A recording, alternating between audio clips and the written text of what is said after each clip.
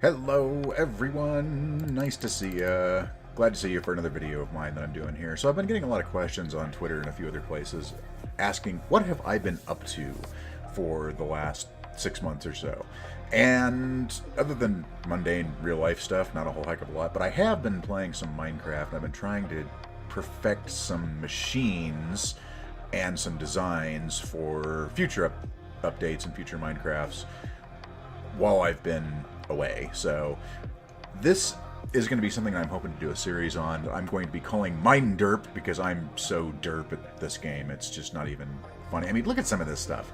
I don't even have a proper tree farm. We've got torches everywhere. We do have some machines, though, that I've been playing around with, and I wanted to give you a quick tour of what I've been up to show you these machines, and give you some links to where I got the ideas from down in the description below. So let's go take a look.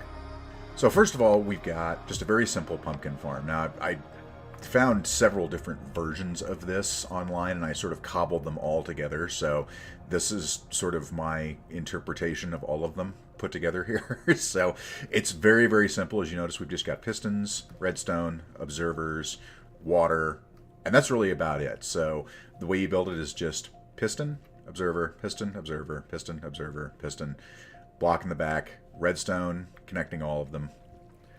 And then over here, you actually have your pumpkin growing area.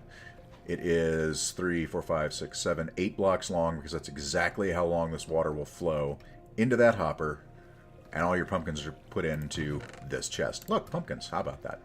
You can also do this with melons. I chose pumpkins because I'm doing a lot of pumpkin pie making, because it is one of the better foods you can get in survival vanilla Minecraft. But you can also do it with melons if you choose to. And here's our chicken extravaganza, which is the only way I can really put this. So we've got a very simple egg collecting device over here that is making a fair amount of eggs. I only have 3, 4, 5, 6 chickens in here. And this is maybe an hour. We've already got this chest almost half full with eggs. Half full? Half filled. There we go. English. I can English. So we've got that just for eggs, because we need that to make pumpkin pie, of course. And then over here, we have another group of chickens in our giant industrial chicken cooker. Well, I guess it's not too giant. It's only 3 blocks wide by 1, 2, 3, 4, 5, 6 blocks long by 4, 5 blocks tall. So it's not immense, but it's a fair size. This is actually a design that I found through MumboJumbo. He has a micro chicken farm, is what he calls this. I don't know exactly how it's micro, since it is fairly sizable. But it's also fairly simple to make. It uses a lot of redstone, repeaters, comparators, daylight sensors, observers. A lot of this, though, you really honestly don't need, as long as you have the 2 hoppers. Whoa, there we go. And we get our stuff. As long as you have the 2 hoppers, some chickens, or the 2 dispensers, the chickens, the hoppers, some lava, and that's really about all you need. You could actually put a button on here that would manually send the lava out if you wanted to do that, if you wanted to make it sort of semi-automatic and you don't want to mess around with comparators and repeaters and daylight sensors and all that different stuff. You don't even need the observers. You really could just do 1 dispenser to throw the eggs in here and get your baby chickens, which will grow up and then jump into lava, and your other dispenser that would have the lava in it. So it really doesn't need all of that, but it is nice being automatic, that I can just come over here, jump in here, pick up my stuff, call it a day. So I've got about, I'd say, 18 chickens up here, which makes a fair amount of cooked chicken and feathers for uses later on. And speaking of uses later on, what's more useful than leather? And to get leather, you need cows, and to get leather from cows, you need to murder them senseless. Welcome to the Murderatron 3000, or the automatic cow cooker by RabidSmore. This is his version 1.13 of this. It's very, very simple. It uses a couple of pieces of soul sand. It uses I don't even think there's any redstone. Well, there's a little bit of redstone, because you do have a sticky piston back here, just in case cows get stuck behind all of this. Let me get this out of the way and I'll show it to you. So as you can see back here, you've got some redstone, you've got a repeater, you've got a sticky piston with some glass in case the cows get stuck. So the way it works There are your cows. So this is a lot of people will probably recognize this design as a fairly straightforward, simple design. It doesn't have a button to bring the cows up, but you have all of your adult cows in here in this breeding area, surrounded by water and glass, with an opening down here. You feed the cows, and the babies get sent through the water down there on that trapdoor into the slaughtering area, where they grow up, hit the lava, all the leather and steak goes down here. Now, it does have a sticky piston in the back. You don't necessarily absolutely have to have that, but it is nice because every once in a while you do have an adult cow that gets stuck back there, and then it just sticky piston pushes the glass forward so they don't suffocate, moves the adult cow into the lava, cow burns to death, and you get your steak and leather down there. So very compact, very cool little thing. And you can dress it up with whatever blocks you choose. I chose stone blocks because I love the way stone blocks look. But really, any block of your choice will work. So that's the cow murder machine, which I find amusing. These two I find the most amusing of all of these because, there goes one. We got one. We got one, boys. Oh, we got sweet, sweet cooked chicken. Nom, nom, nom, nom, nom, nom. And I wish they'd grow up real quick so you could see how this works. Where they just go into the lava and moo and fall down, and you grab your leather and steak. No muss, no fuss, hands-off cow murder. It's fantastic. And over here we have an automatic sugarcane machine. This is also a design from MumboJumbo and his micro farms. Oh, bloody hell. Oh, run. Oh, run. Oh, inside, inside, inside, inside. Inside, close the door. Run, run, run, run, run, run, run. Run, run, run. Sleep, sleep, sleep, sleep. Burn, Phantom, burn! I'm sending Ben Affleck after you. He was great in Phantoms. Burn! Yes, burn! How dare you interrupt my video? Now, as I was saying before I was so rudely interrupted by the extras from a Ben Affleck movie, our sugarcane farm. This is a farm that also I got off of MumboJumbo's micro farms. In his version, there's only one section where you have the sugarcane, the observer, the piston, so on and so forth. But it's eminently expandable. So I've expanded it to a 6 block area with your sugarcane. You can expand it out. You could go 20. You could do whatever you wanted with that. You could even put some more on the other side if you'd like.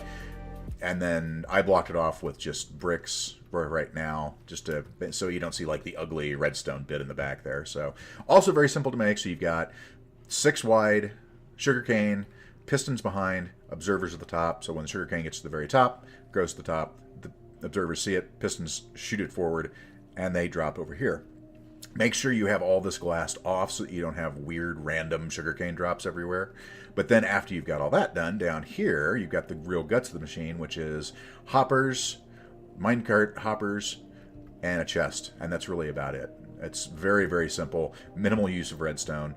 The redstone for this, as a matter of fact, if you go back here, I'll show you. We'll go behind the scenes so you can see how the sausage is made. Maybe. If I can figure out which one. Ah, there we go.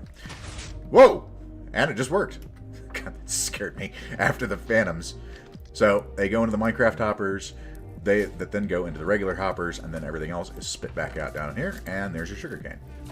Very compact, very cool little machine. Minimal effort required. You could probably build this in like 5 minutes once you've got all the materials. So, and like I said, very simple. You've got redstone attaching all of the observers to the pistons. Everything is powered, so it's powering that block and this block. Hits that, sends it down to into the chest below. Very straightforward, very simple. I would suggest if you're doing mass sugarcane, either turning it into sugar or turning it into paper, you might want to go with about double this, so about 12. But your mileage may vary. It kind of depends on what you're doing here. I'm making lots of pumpkin pie because I love pumpkin pie. It's no real reason other than that, and that it's an amazing food for survival because it gives you 4 hearts back. It's just as good, if not a little bit better than steak. So. But yes, go check out that link in the description below with a bunch of other micro machines as far as the chicken cooker and the sugarcane farm. And then he's got a bunch of other micro farms in that video too that you also might want to try out. And this, you probably recognize, is an automatic, or well, in this particular case, a semi-automatic wheat farm. It's not automatic because it doesn't replant all the wheat once you're done. But it does go ahead and harvest it all for you once it's fully grown. So this was sort of I saw a number of different designs, and I wanted one that was very, very simple. Very straightforward. Didn't involve multiple levels. It involved a minimum of redstone and a minimum of time and effort. So a lot of these machines have a theme here. The theme is quick and dirty. So if you're just getting started in your particular Minecraft world, this is a very good, very basic design. So as you can see, it's 1, 2, 3, 4, 5, 6, 7, 8. And by 8, so it's a 64 square block area. So you're going to get a full stack of wheat every time you do this. So the build, very simple. You have hoppers down here that run into a chest, covered by block of your choice. I chose glass because I just think glass looks nice. And then blocks down the side with redstone on top of them. Redstone here into a repeater. And it doesn't really matter how many ticks you have to set it on. I've got it set at 4, but you can set it at pretty much anything you want. Redstone across the top of all of these dispensers here, and each one of these dispensers has a water bucket inside it. So if we come back, oh, I'm starving to death. Hang on. Starving to death is bad. Let me fix that problem real fast. Some potatoes. Potatoes. Trying to get rid of the potatoes because I had them early on. So very simple to use once you have all this built. You just put a button down here, press the button, water comes out of all 8, and it dumps everything into the hoppers, with a couple running around up here that you've got to go pick up manually, which is kind of a pain. But hey, you know what? It's functional and it works. 99% of the time, it works 100% of the time. Press the button again, turns off the water, and then you just wait for your wheat and seeds and everything to come out down here in the bottom after being sorted through by all of the hoppers. And then you have to go replant manually. Unfortunately, we don't have villager replanting, but what are you going to do? So that's all of the machines and farms that we have on the outside. So now we need to go inside and take a look around, and just a quick tour of the house. I've been trying to take some hints from people like Grian and a few other people who do building tutorials on Minecraft and sort of beautify this brick house that I've got here. Originally it was just going to be a square, and then I started looking at it going, I don't know. So we've got a little bit more interesting layout. We do have glowstone on the outside because I like light. Light is good. Using glass panes instead of actual regular stained glass, or excuse me, glass blocks, because the offset makes it look a little bit more interesting there. We've got overhangs. The roof is sort of asymmetrical, which I didn't know how I felt about originally, but the more I looked at it, the more I thought, that looks kind of cool. So just slabs. I chose birch because I thought birch looked good with this. So birch slabs up top, and then we sort of have a little room off to the side here, so it's not just a big block. We actually have something to break up the blocky visual that you've got going on. I could detail on the outside a little bit, and I'm going to. I did, however, have a garden because you always need a garden. So we got some plants growing out there. Oh look, there's my ugly ass lighthouse. Don't look at that. It's an eyesore. I get lost a lot, so I needed a lighthouse. And inside we go. In here we've got a couch, which is nice. We've got the backside of our furnace and smeltery. We've got glowstone in here as far as lighting goes. Here's the, like I said, the offset asymmetrical roof, which I think looks kind of cool. I like it that way. So that's the main level. Over here we've got bedroom, my footlocker, which has got all my just random stuff in it. Ooh, I actually need to grab that and see if I can chant it up with something good. And I think I actually had something good, which means we have to go downstairs here. So we've got banister, then the downstairs / enchanting / repairing area, which I'm going to add some more stuff to and get rid of these torches at some point. We actually had, I believe, yes, efficiency 4. And now that we have enough levels, see what we get, just efficiency 4. Okay, that's fine. I'm not too terribly worried about that since I've already got a fortune and silk touch diamond pickaxes over here. In fact, I should probably fix that at some point, but not right now. So, oh my god, chickens, shut up! So we have our enchanting area, which I am also going to sort of dress up a little bit soon so that we've got something more interesting to look at. And then, over here, we have, of course, an AFK fishing spot. This is actually the AFK fishing setup that is done by Xisumavoid. It's very, very, very simple to set this up. So AFK fishing, still one of the most overpowered things in Minecraft, even in version 1.3. Did have to do a few updates to make it work in version 1.3, which is why I'm going to give you a link in the description specifically to his 1.13 version. But really all you need to make this is an iron door, some water, a hopper, a frame, 2 tripwires, string, and a random block. And that's really about it. There's really nothing else that you need to make this work. So, and some chests and all that. So you go down, So the way it works, you go down here, you stand pretty much in this corner right here, aim right there with your fishing rod, fish, and hit right click and proceed to go do something else. And then downstairs we have the mine.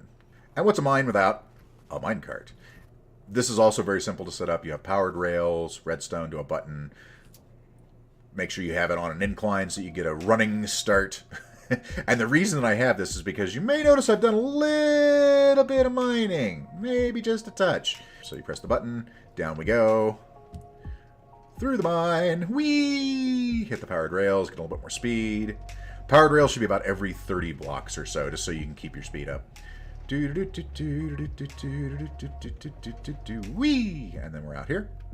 Jump off, and it's the same exact circuit here with powered rails, redstone, and a button. And that's pretty much the full tour of the regular... Oh, goodbye, skeleton. Jumping in the water. Goodbye, zombie. There's a lot of mobs around here. So that's pretty much the full tour of everything that I have outside my base and on the inside and the mine and all that. This is Barry, the snow golem. Say hi, Barry. Hi, Barry. But that's really about it, other than some of the basic stuff. Like, I do have a netherwort farm, I do have a beetroot farm, I do have a tree farm over here. But there's one other thing that I do need to show you, and that is actually going to be, through this wonderful little portal behind me, the nether. So let's get armored up and go. And here we are in the nether. So, pretty nethery, as you're used to seeing. However, the nice thing about this particular area that I happen to build my base in is if you look over there, look what we've got right next door. Yep, it's a fortress. And because there's a fortress there, you know what's there. It's a blaze spawner and blaze XP grinder. So basically what we've got here is we have a design that is done by Generikb. It will also be linked in the description. The little waiting room here is actually my addition. But the basic outline of it, as you can tell... Oh, hello, Blaze. The basic outline of it, as you can tell, is very, very simple. Uses no redstone, uses no automation. It's just blocks and slabs. That's it. So you cover up a 9x9 area of the spawner, 2 deep, and then you sort of build this structure around it. And as I said, go to the description if you want to build this, and you can see how it's done. It's very straightforward. It's very easy. Make sure you have these with you. These are potions of fire resistance. Those are very important because otherwise you will get slaughtered by blazes unless you're wearing, I believe I have, yes, I have a fire protection diamond chest plate. So I was actually pretty lucky getting that. And when I first came down here, I didn't have the potions. So I didn't have the nether wart yet. So I had to do it the old-fashioned way, which was blazes spawn, kill the blazes, continue building. But the fire protection saved my bacon to start with. Boy, everything's half broken. I really need to fix that at some point. So, now, the nice thing about this is that it does not take redstone. It does not take automation. All it takes is blocks and time. And I think I built this, even not having built it before and having to go back and forth between the tutorial that Generikb did. Maybe took me, I don't know, 45 minutes to an hour. Now that I've built it once, I could probably do it in about a half an hour. So, very easy design, very straightforward.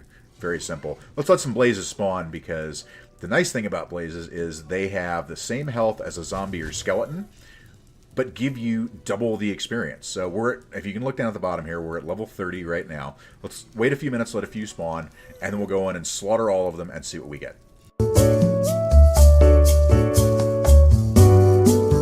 Good lord, this is like waiting for the doctor. We've got 6 blazes in here. Come on, guys. Spawn. Spawn faster. Spawn faster!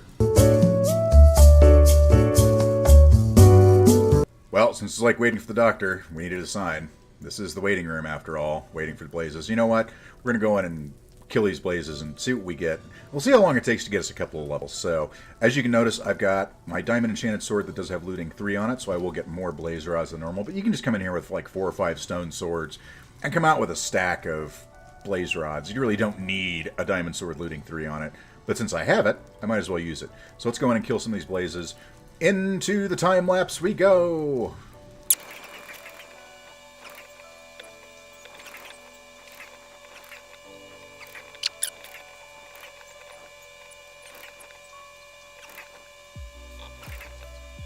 So 10 minutes and a couple of levels later, we have a full stack plus a few extra blaze rods. We've used a very little durability on our sword.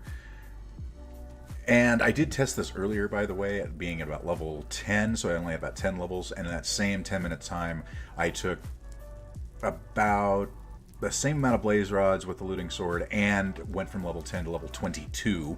So if you have done a bunch of enchanting or a bunch of repairing or something like that, this is a great way to get a bunch of those levels back really, really quickly. So, but now we're at level 33, so we can go enchant some more stuff if we care to. But we do have, more importantly, a full stack plus an extra few blaze rods. You'll probably get a little bit less than this if you don't have a looting sword, but not by much. You might get a little over 3/4 of a stack in the same 10-minute span. So 10 minutes, 2 levels, stacking some extra blaze rods. I'm pretty happy. So let's go back up to the top. I'll see you at the surface. Well, there it is. I think that's pretty much all we have time for today. I hope you enjoyed this enough that I can make a series out of it, because I think I will. I think we'll be calling it Derpcraft. This will be episode 0. I Googled how to do all of this. Really, I Googled how to do... I even Googled Barry here. I even Googled how to do this with Barry. Yeah, I'm pretty derp. and proud. So proud of the derp. But I do hope you enjoyed it. Maybe we'll be doing this a little bit more in the future. But for right now, I'm going to say goodbye to you. Have a great day. Have a fantastic week. Barry, say goodbye to everyone. Barry. Barry. He doesn't talk much. As a roommate, you know, it's kind of nice. He doesn't throw parties or anything. He just gets snow everywhere, which is why we've got him in his iron cage. But make sure you go out this evening, play some games, have some fun. I'll see you again soon. Thanks, everyone. Take care. Goodbye.